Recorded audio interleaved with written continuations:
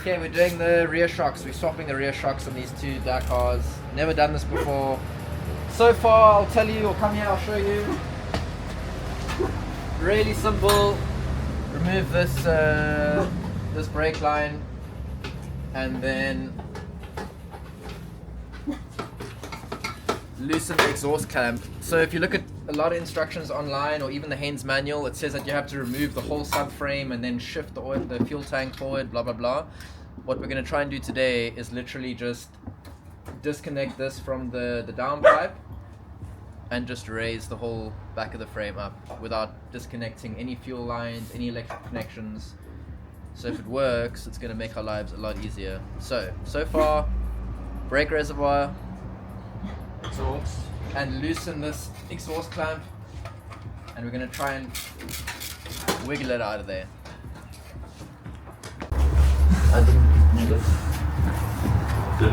Really?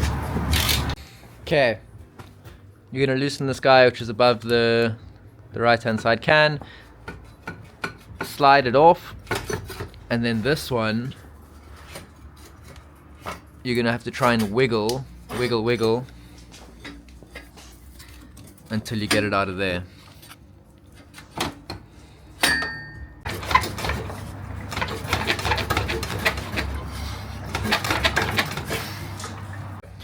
So on this guy, this pannier bracket's in the way, we can't actually remove it, but it's okay. Just removing it like that. Pivot up with the subframe, yeah. Yeah, that should be enough. These bolts, maybe just undo those ones. Next step. Disconnect subframe from the bottom, and then we will loosen where the subframe connects at the top, and then hopefully this will be as simple as just swinging it up. Right? Right. That is the plan. Okay, lower subframe bolt out, loosen the top, and now we should be able to just swing it up enough to Getting caught on the ECU there. to get in there, but apparently it's getting stuck here, so we'll have to probably take that guy off. Okay, so remove that, and voila, we can actually get in there. So what we've done here, we loosen this lower one, right? It's the 19 19 and an 18, yeah. 19 and 18, loosen this, then remove this top one completely so tension is taken off, and then this one comes out pretty easy. And when that's done, you end up with this situation.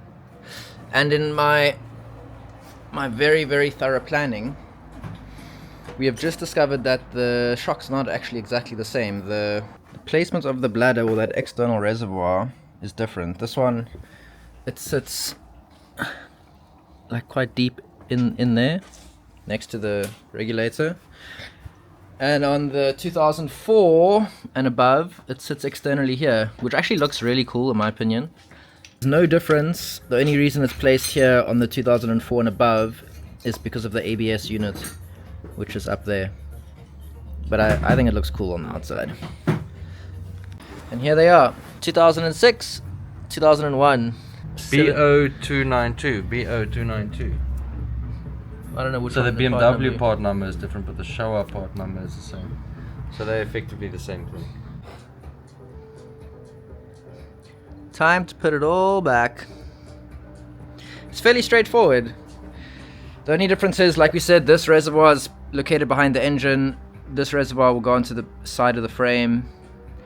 So the bracket that this one sits in is a little bit irritating to get to, but we'll leave that surprise adventure up to you. Okay, we're done. Torque specs are... That one is 71. The bottom shock bolt and the top shock bolt are both 40. That was 47. Nice. Newton meters. I'll post these in the description as well. Yeah.